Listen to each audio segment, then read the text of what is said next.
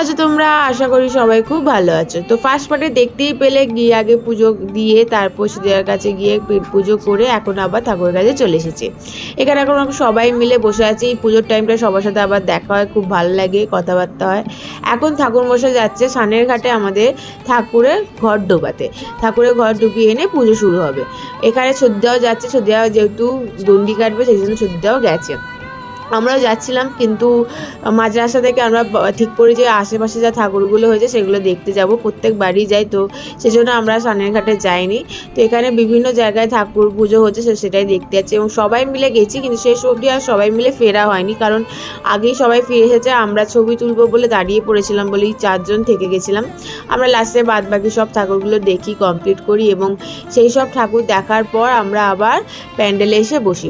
প্রত্যেক বছরই বসা হয়। আগের বছর একটু বেশিক্ষণ বসা ছিল, কারণ রূপসা আগের বছর পুষ্পাঞ্জলি দিয়েছিল বলে অনেকখানি টাইম আমরা থেকেছিলাম।